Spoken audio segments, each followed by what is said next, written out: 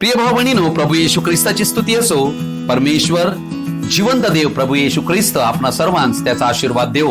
आज आपण बायबल जे देवाचं वचन या विषयाकडे आम्ही आमचं लक्ष लावणार आहोत. परमेश्वर आम्हाला पवित्र आत्म्याद्वारे त्याची समज आणि ज्ञान प्राप्त करू.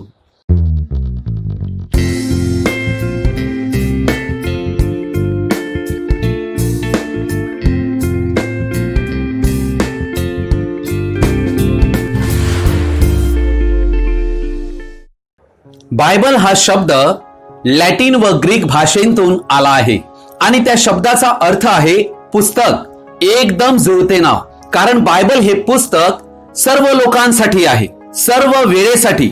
हे पुस्तक सर्व पुस्तकाहून भिन्न आहे. देवाचे वचन अति पवित्र वचन आहे, ज्याला सेक्रेट टेक्स्ट म्हणून संबोधलेलं आहे. म्हणूनच त्याला आदरयुक्त भयाने हाताळणं फार आवश्यक आहे. बायबल 66 पुस्तकांचा संच आहे. ती पुस्तकं वेगवेगळ्या म्हणजे 40 लेखकांद्वारे लिहिण्यात आलेली आहेत. 2000 वर्षाच्या कालावधीमध्ये हे एक पुस्तक बनलेलं आहे. सर्व पुस्तकांचं मिळून तरीही संपूर्ण ऐक्य या पुस्तकामध्ये आहे आणि संपूर्णता, सुसंगतपणा या पुस्तकामध्ये आम्हाला आढळतो. कोणतेही शिक्षण या पुस्तकांतील एकमेकांच्या विरोधामध्ये बिलकुल नाहीये. ज्या व्यक्तींच्या द्वारे ही पुस्तकं लिहिण्यात आली ते एका बायबल नावाच्या पुस्तकात समाविष्ट केलं जाईल याविषयी लेखकांना माहित नव्हतं. असे असले तरी ते आपल्या जागी तंतोतंत पूर्णतः बसलेलं आहे. या शास्त्रलेखांतील प्रत्येक वचन आणि त्यांतील घटक हे या ठिकाणी एक विलक्षण उद्देश पूर्ण करीत आहे. अर्थात ज्या लेखकांविषयी मी म्हटले, ही पवित्र आत्म्याद्वारे भरलेले असे व्यक्ती होते ज्यांच्याद्वारे हे बायबल लिहिण्यात आले. वास्तविक जे लिहिण्यात आले ते त्यांच्या मनात नव्हते. देव जो पवित्र आत्मा, त्याच्या मनामध्ये ते संकल्प होते आणि ते त्याने लेखकांच्या द्वारे मनुष्य भाषेमध्ये लिहिण्याचं कार्य पूर्ण केलं. म्हणून बायबलचा मूळ लेखक हा पवित्र आत्मा म्हणजे स्वतः सर्व समर्थ या विश्वांतील देव आहे. बायबल हे 2 करारांचं पुस्तक आहे, जुना करार आणि नवीन करार. जुन्या करारामध्ये 39 पुस्तकं आहेत आणि नवीन करारामध्ये 27 पुस्तकं आहेत. जुना करार ही कथा आहे एका राष्ट्राची आणि नवीन करार ही गोष्ट आहे एका मनुष्याची. हा देश जणू देवाचा मार्ग होता एका मनुष्याला म्हणजे प्रभू येशू ख्रिस्ताला जगात आणण्याचा. जुना करार हा इस्रायल राष्ट्राची स्थापना व त्यांना कसे राखण्यात आले याचे वर्णन करीते व त्यांतूनच जगाचा तारणारा कसा येणार याचेही वर्णन भविष्यवाणीच्या द्वारे त्यामध्ये आढळते. अर्थात देवाने या इस्रायल राष्ट्रांद्वारे पृथ्वीवरील सर्व कुळे आशीर्वादित केली. नवीन करार त्याचे येणे दर्शविते आणि त्याची कृत्ये ज्याद्वारे पापी जगासाठी त्याने तारण कसे आणले हे प्रकट करीते. अर्थात हे पुस्तक देवाचं अस्तित्व व देवाचं अमरत्व व देवाचं महिमा, त्याचं सामर्थ्य, बळ, प्रताप आणि राज्य याविषयी प्रकट करीते. देव हा सर्वज्ञानी, सर्वव्यापी, सर्व साक्षी देव आहे आणि तो अति पवित्र देव आहे. तो अदृश्य देव आहे. देव सार्वभौम व्यक्ती आहे. तो सर्वोच्च आहे. तो एकच ज्ञानी आहे, अति पवित्र आहे. तो नीतिमान व न्यायी आहे. तो विश्वास योग्य आहे. त्याची प्रत्येक वचने परमसत्य आहे. देव चांगला आहे. तो प्रेमळ आहे. तो कृपाळू आहे. तो मंदक्रोध, अति प्रेम, दयाळू आहे. तो जगाचा प्रकाश आहे. तो आत्मा आहे, त्याला कोणी पाहू शकत नाही. तो आमची काळजी घेणारा आहे. तो एक व्यक्ती आहे. देव एक मेंढपाळ आहे. तो न्यायी देव आहे. तो सर्व काही अगोदरच जाणणारा देव आहे. तो न बदलणारा देव आहे. तो स्वतःमध्ये अस्तित्वात असणारा देव आहे. तो सर्व श्रेष्ठ आहे. अशी सर्व ओळख पवित्र शास्त्र देवाविषयी देते. बायबल हे एका जिवंत देवापासून आलेलं पुस्तक आहे असा विश्वास करणारा बायबल कसे हाताळावे हे जाणतो. अर्थात हे देवापासून असल्यामुळे ते चुका विरहित आहेत. जीवनातल्या सर्व अति महत्वाच्या विषयांवर त्याविषयी पूर्णतः त्यामध्ये लिहिण्यात आलेलं आहे. प्राचीन काळापासून ते आधुनिक जगात असं कोणतंही पुस्तक आजच्या जगात नाही जे पुस्तक आम्हाला माहिती देते की आम्ही कुठून आलो आणि कुठे जाणार आहोत व या घडीला आम्ही देवाच्या योजनेत कुठे आहोत हे पुस्तक आहे पवित्र बायबल. बायबल हे असं पुस्तक आहे जे हजारो वर्षांपूर्वी लिहिलेलं आहे. त्यात लिहिलेली हर एक वचने, भविष्यवाणी आजपर्यंत पूर्ण होत आलेली आहे. सांगा, असे कोणते पुस्तक आज या जगामध्ये आहे? या युगाचा अंत कसा होणार आहे? मृत्यूनंतर मनुष्य कुठे जातो? त्याचा आत्मा कुठे जातो? स्वर्ग व नरक काय आहेत? मनुष्याला मृत्यू का आला? मनुष्याला अनंत जीवन कसे मिळणार? प्रत्येक व्यक्ती देवाला स्वतःविषयी हिशोब कसा देतील? देवाबरोबर त्याच्या राज्यात मनुष्याचा प्रवेश कसा होईल? त्यासाठी काय अटी आहेत? या सर्व विषयी देवाने या बायबलमध्ये सांगून ठेवलेले आहे.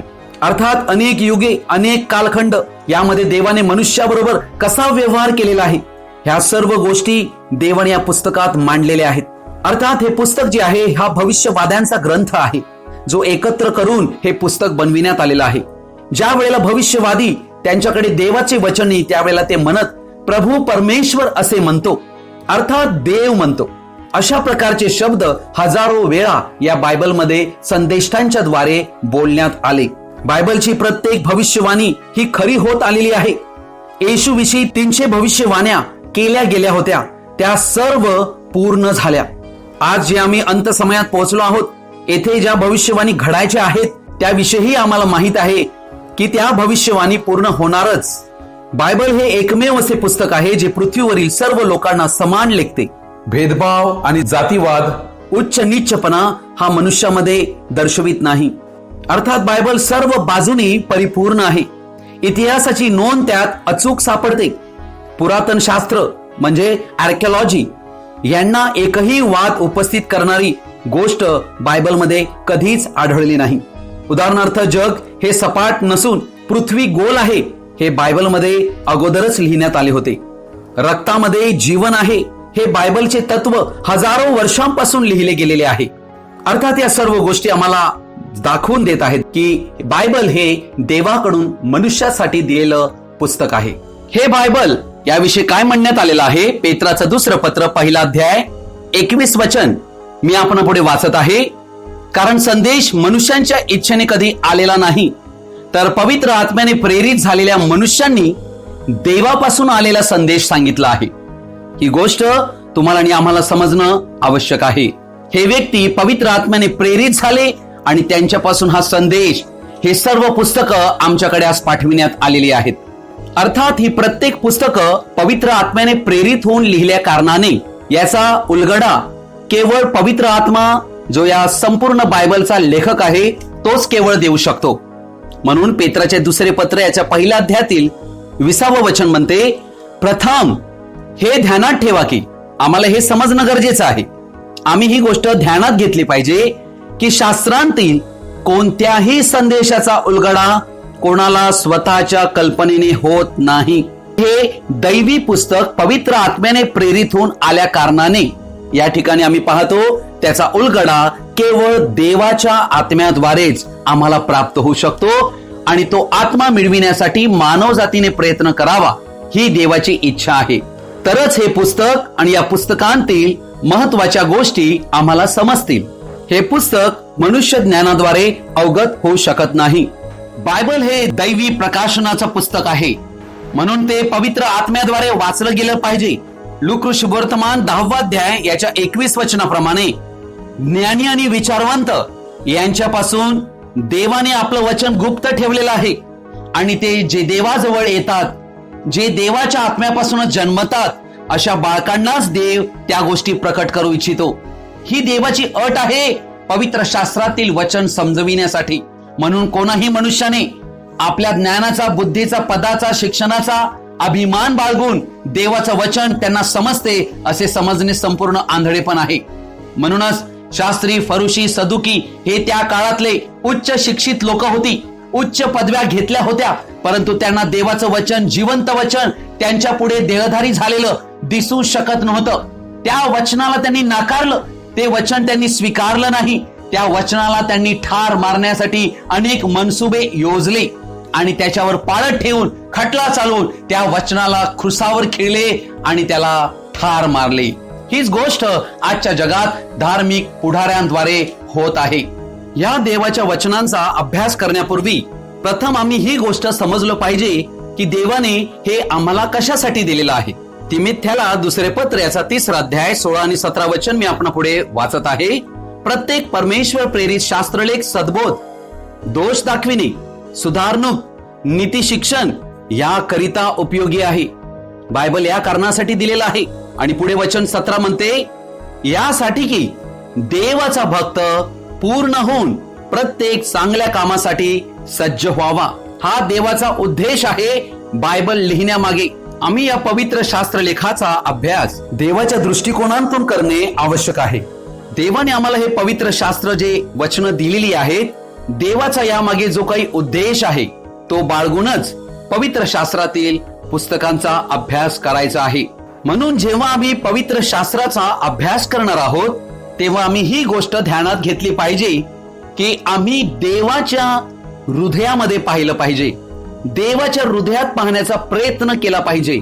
योहान कृष्णवर्तमान 3 अध्याय आणि 16 वचन म्हणते, देवाने जगावर एवढी प्रीती केली की त्याने आपला एकुलता एक पुत्र दिला, अशासाठी की जो कोणी त्याच्यावर विश्वास ठेवतो त्याचा नाश होऊ नये तर त्याला सार्वकालिक जीवन प्राप्त व्हावे. अर्थात जेव्हा आम्ही हे वचन वाचतो तेव्हा आम्हाला या ठिकाणी देवाचा प्राथमिक उद्देश आम्हाला कळतो, ज्यासाठी देवाने आपले पवित्र वचने शास्त्रलेख हे बायबल आम्हाला दिलेलं आहे. हे वचन आम्हाला असं दाखवत आहे की सर्व लोकांनी ही गोष्ट समजून घ्यायला हवी की देव त्यांच्यावर फारच प्रेम करीतो आणि म्हणूनच त्याने आपला एकुलता एक पुत्र आमच्यासाठी दिला की त्याने आमच्यासाठी आपला प्राण द्यावा आणि आम्हाला आमच्या पापाच्या दास्यांतून सोडवावे आणि देवाबरोबर आम्हाला सहभागितेत आणावे. म्हणून नेहमी पवित्र शास्त्राचे वाचन करीताना देवाजवळ प्रार्थना करणे आणि देवाचं सहाय्य मागणे फार आवश्यक आहे. मग जे काही देवाच्या हृदयामध्ये आहे ते देव आम्हाला प्रकट करील. बायबल आम्हाला सद्बोध देतो आणि आमचे दोष आम्हाला दाखवितो. आमची सुधारणूक व्हावी ही त्यामागे देवाचा उद्देश आहे, यासाठी की देवाचा प्रत्येक भक्त चांगल्या कामासाठी सज्ज केला जावा. जेव्हा आम्ही आमचा मार्ग भटकतो तेव्हा ते वचन आम्हाला योग्य मार्गावर वळविण्याचं काम करीत असते, आम्हाला नीतिमत्वाचं शिक्षण देत असते. म्हणून बायबल हे नीती शिक्षणाचं पुस्तक आहे. अर्थात आम्हा मनुष्यांचं चारित्र्य बदललं जावं आणि आम्ही दैवी पुरुष दैवी स्त्री बनावी, हाच देवाचा वचन देण्यामागे उद्देश आहे. देवाच्या वचनाद्वारे आमच्या जीवनामध्ये समतोलपणा यावा व देवाचा पवित्र आत्म्याचा अभिषेक आम्हाला प्राप्त होऊन आम्ही देवाची सेवा करण्यास तयार व्हावे, सिद्ध केले जावे. म्हणजे देवाने आमच्यासाठी योजलेले संकल्प आमच्या जीवनाद्वारे पूर्ण होऊन आम्ही त्याचे कार्य पूर्ण करू शकू. हाच या शास्त्रलेखाचा उद्देश आमच्या विषयी आहे. जसे आम्ही पवित्र शास्त्रात लूका सुवर्तमान 24 अध्यायातल्या 32 वचनात पाहतो की अम्माऊस गावाच्या रस्त्यावर 2 शिष्य होते जे येशू बरोबर चालत होते आणि त्यामुळे येशूने त्यांना पवित्र शास्त्रांतील आपणाविषयी गोष्टी प्रकट केल्या आणि त्यांचे डोळे उघडले. हीच गोष्ट देव प्रत्येक व्यक्तीच्या जीवनात करू इच्छितो. प्रथम आम्ही देवाबरोबर चाललो पाहिजे. तेव्हा ते एकमेकास म्हणाले.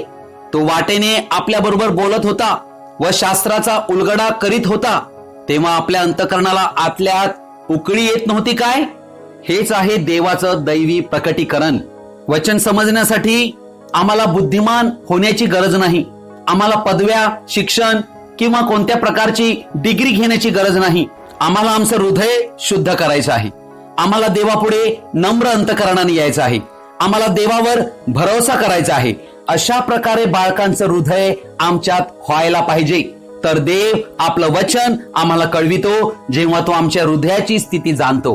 म्हणून देव तुम्हाला आणि आम्हाला अशाच पद्धतीने बायबल शिकवू इच्छितो. पण आम्ही बायबल स्कूलवर अवलंबून राहता कामा नये, कोणत्या प्रोफेसरवर अवलंबून राहता कामा नये. आम्ही फक्त पवित्र आत्म्यावर अवलंबून राहायला हवे. गलतीकारस पत्र 1 अध्याय याच्या 12व्या वचनामध्ये आम्ही वाचतो, संत पौल आपल्या स्वतःविषयी साक्ष देत आहे, कारण ती मला मनुष्यापासून प्राप्त झाली नाही आणि ती मला कोणी शिकविलीही नाही, तर येशू ख्रिस्ताच्या प्रकटीकरणाने ती मला प्राप्त झाली. अर्थात संत पौलाला सुवार्ता ही पवित्र आत्म्यापासून मिळाली आणि पवित्र आत्म्याने त्याला शिकविले. म्हणून 17व्या वचनात तो म्हणतो, आणि माझ्यापूर्वी झालेल्या प्रेषितांकडे यरुशलेमेस वर न जाता मी लागलाच अरबस्थानात निघून गेलो व तेथून दिमिश्कास पुन्हा परत आलो. अर्थात संत पौल हे म्हणत नव्हता की मी जाईन आणि येशू बरोबर जे शिष्य होते, प्रेषित होते, त्यांना मी भेटेन आणि त्यांच्याकडून मला माहिती मिळेल. तो पवित्र आत्म्यावर अवलंबून राहिला आणि अरब स्थानामध्ये तो गेला. 3 वर्षाहून अधिक काळ त्याने त्या ठिकाणी घालविला. त्यावेळेला देवापासून दैवी प्रकाशन त्याला प्राप्त झाले व या बायबलमध्ये लिहिलेल्या गोष्टींचा संपूर्ण उलगडा देवाने संत पौलाला दिला. तीच गोष्ट तुम्ही आणि आम्हीही करायला हवी. जर आम्ही त्या पद्धतीने करू तर आमच्या हृदयामध्ये उकाळ्या फुटल्याशिवाय राहणार नाहीत. आम्ही देवावर अवलंबून आहोत की मनुष्यावर अवलंबून आहोत पवित्र शास्त्र समजण्यासाठी. येशूने म्हटले, मी तुम्हाला अनाथ असे सोडणार नाही, पण मी तुमच्यासाठी पाराकलेत म्हणजे पवित्र आत्मा पाठवून देईन. तो तुम्हाला सर्व काही शिकवेल. आम्ही पवित्र आत्मा जो आमचा एकच खरा शिक्षक त्याच्यावर अवलंबून राहायला हवे. देवाने आपल्या प्रत्येक वचनामध्ये सत्य प्रकट केलेलं आहे. सत्य हे कधीही कंटाळवाणं नसते. येशूने कधीही कंटाळवाणं प्रचार केलेला नव्हता, शिकवणूक दिली नव्हती. जसे आम्ही येशू बरोबर चालू लागतो आणि त्याच्याकडून ऐकू लागतो तेव्हा आमच्या हृदयामध्ये उकाळ्या फुटू लागतात, कारण त्या वचनामध्ये ख्रिस्ताविषयीचं रहस्य आणि गौरव आम्हाला प्रकट होते. आता जेव्हा आम्ही पवित्र शास्त्राचा अभ्यास करीतो, मनन चिंतन करीतो, तेव्हा मला येशूचे गौरव दृष्टीपथास पडतात. स्तोत्र संहिता 1 अध्याय 2 आणि 3 वचन मी आपणापुढे वाचत आहे. तर परमेश्वराच्या नियमशास्त्रात रमतो, त्याच्या नियमशास्त्राचे रात्रंदिवस मनन करीतो, तो धन्य. जे झाड पाण्याच्या प्रवाहाजवळ लावलेले असते, जे आपल्या हंगामी फळ देते, ज्याची पाने कोमजत नाहीत, अशा झाडासारखा तो आहे. जे काही तो हाती घेतो ते सिद्धीस जाते. अर्थात देवाचा व्यक्ती देवाच्या नियमशास्त्रात रात्रंदिवस मनन करीतो, त्याला कंटाळा म्हणून येत नाही. उलट त्याला त्या वचनामध्ये फार रस वाटतो, आनंद वाटतो आणि ते वचन त्याचं जीवन बदलून टाकते. म्हणूनच आम्ही देवाच्या वचनाचं मनन चिंतन करण्यासाठी आपला वेळ काढला पाहिजे. पवित्र आत्मा आम्हाला देवाचं वचन भरविण्याचं काम करीतो. म्हणून ख्रिस्ती व्यक्तींनी कायम देवाचं वचन वाचलं पाहिजे, कारण देवाचं वचन हेच आमच्यासाठी अन्न आहे. मत्तेकृष्ण वर्तमान याचा 4 अध्याय आणि 4 वचन म्हणते, मनुष्य केवळ भाकरीने नव्हे तर परमेश्वराच्या मुखांतून निघणाऱ्या प्रत्येक वचनाने जगेल असा शास्त्रलेख आहे. अर्थात देवाचे प्रत्येक वचन मानव जातीसाठी, आध्यात्मिक जीवनासाठी देवाची भाकर आहे. ती मनुष्यांनी खाल्लीच पाहिजे.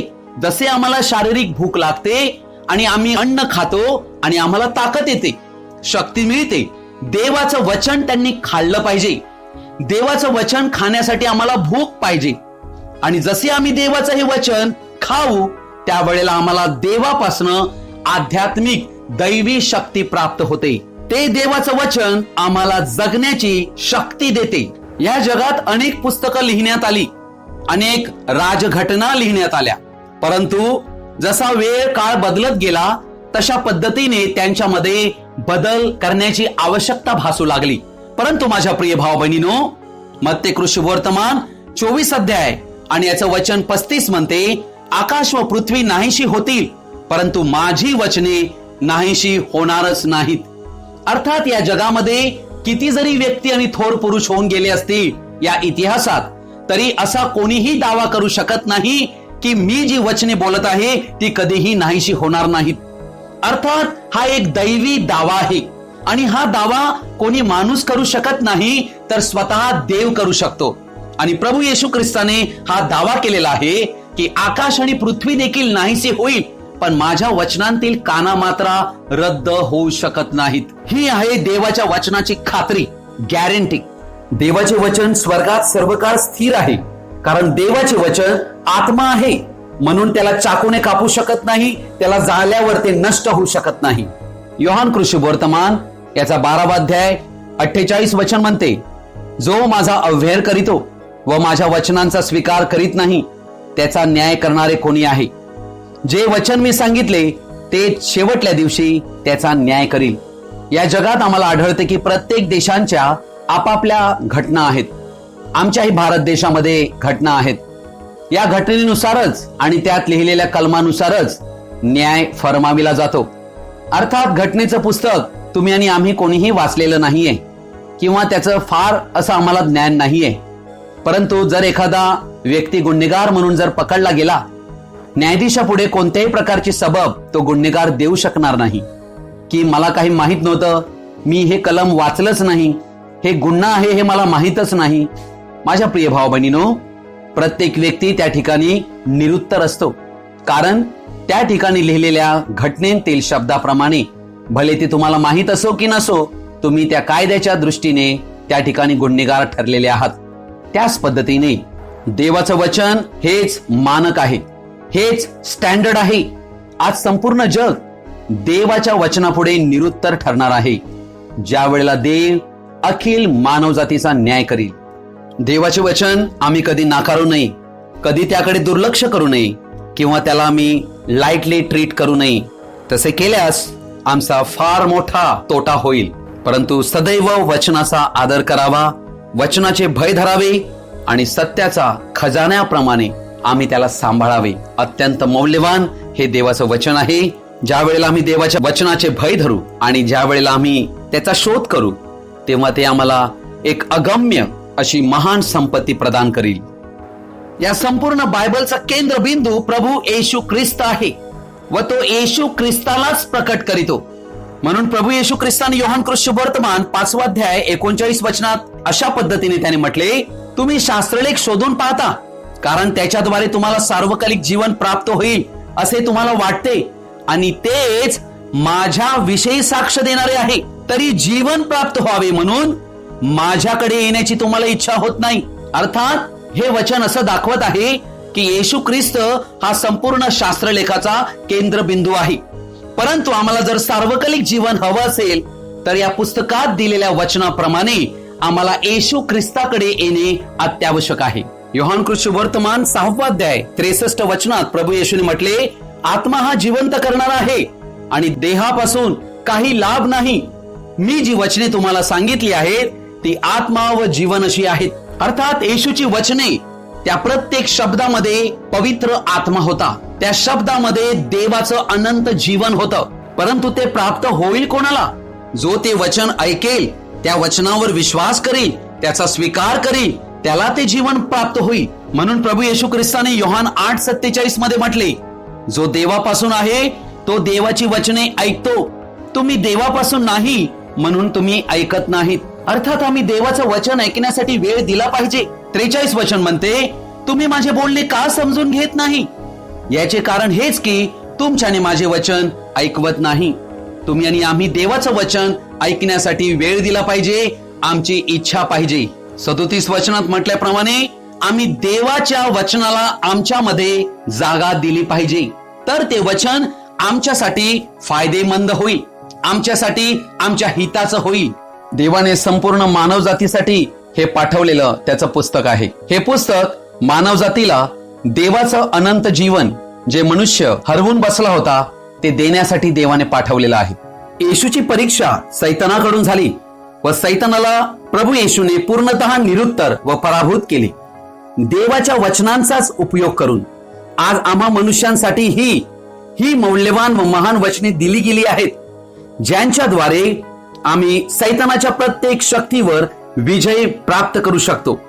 जेव्हा बायबलच्या पुस्तकांतून देवाची वचने आम्ही बोलतो तेव्हा त्या शब्दांना धार लाभते व ती वचनेच जीवनाचे परिवर्तन घडवून आणतात. हे जग व संपूर्ण विश्व त्याच देवाच्या शब्दाने बनले. म्हणून देवाच्या शब्दांना फारच किंमत या संपूर्ण जगातील सर्व सृष्ट वस्तूंपेक्षा अब्जोपटीने आहे. म्हणूनच ते आमचे वतन आहे. म्हणून खरे काय व खोटे काय हे पारखण्याचे मानक स्टँडर्ड हे देवाचं वचन आहे. बायबलचे पुस्तक हे कुटुंबियांसाठी मार्गदर्शन म्हणूनही लिहिलेलं आहे. यामध्ये अनेक नातेसंबंध आणि त्यांच्याशी कशा प्रकारचे वर्तन करावे, विवाहाविषयी, मुलांना वाढविण्याविषयी अशा सर्वच बाबतीत हे पुस्तक संपूर्ण माहिती देते. कसे वागावे, कसे वागू नये, काय उचित आणि काय अनुचित, काय घ्यावे आणि काय सोडावे, अशी जीवनातली सर्व नीतिमूल्ये यामध्ये सापडतात. म्हणून हे पुस्तक खास पुस्तक आहे. देवाने आपली अभिवचने या वचनामध्ये ठेवलेली आहेत.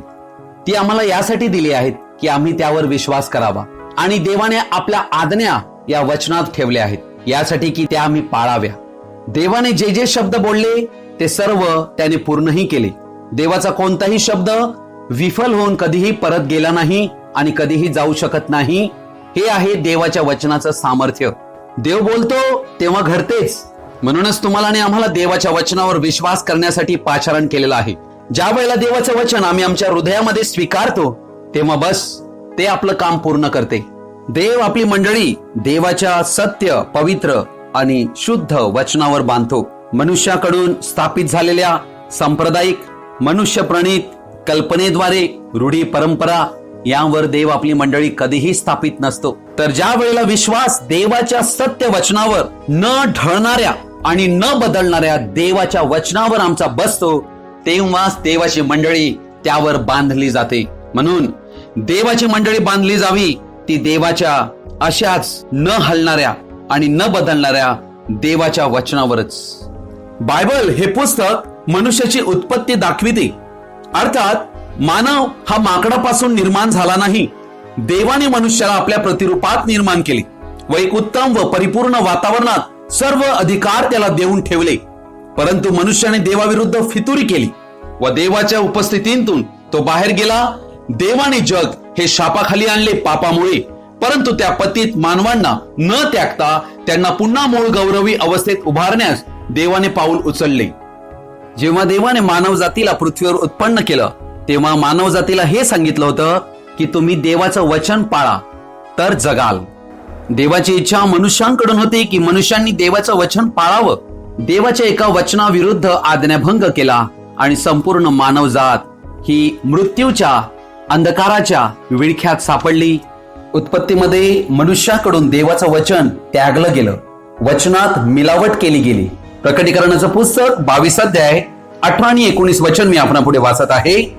या पुस्तकांतील संदेश वचने ऐकणाऱ्या प्रत्येकाला मी निश्चयपूर्वक सांगतो की जो कोणी यात भर घालील त्याच्यावर या पुस्तकांत लिहिलेल्या पीडा देवानी आणि जो कोणी या संदेशाच्या पुस्तकांतील वचनांतून काही काढून टाकेल त्याचा वाटा या पुस्तकात वर्णिलेल्या जीवनाच्या झाडांतून व पवित्र नगरींतून देव काढून टाकील. म्हणून देवाच्या वचनात कोणीही पृथ्वीवरील मनुष्य या वचनामध्ये कधीही भर घालू शकत नाही आणि या वचनांतूनही काही काढू शकत. कोणाही व्यक्तीला धार्मिक पुढारी त्याला अधिकारच नाही देवाच्या वचनांतून काही काढण्याची. अति पवित्र आणि आदरयुक्त भयाने हे वचन हाताळलं गेलं पाहिजे. यामध्ये आम्ही पाहतो की देव दोष देत आहे की जो कोणी देवाच्या वचनामध्ये भर घालील आणि त्यांतून काढील. म्हणून या कारणामुळे देवाला अत्यंत दुःख मानव जातीबद्दल आहे. आणि म्हणून ज्या वेळेला आम्ही देवाकडे त्याच्या वचनाकडे परत येतो तेव्हा आम्हाला देवाचा अनुग्रह प्राप्त होतो.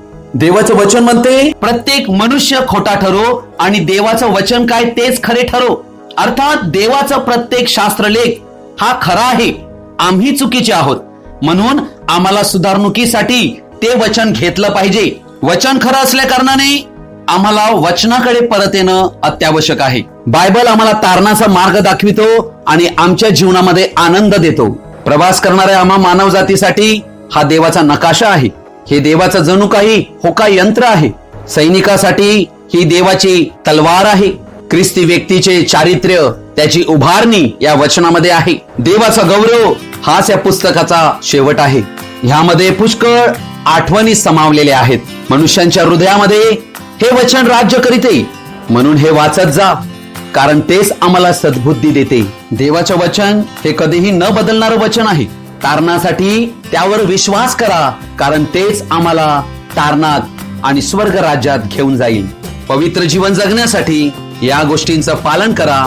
हेच आहे देवाचं वचन, अति पवित्र, अति महान. परमेश्वर तुम्हा सर्वांस आपला स्वर्गीय आशीर्वाद पाठवून देव आणि तुमचे जीवन या देवाच्या वचनाद्वारे आशीर्वादित हो.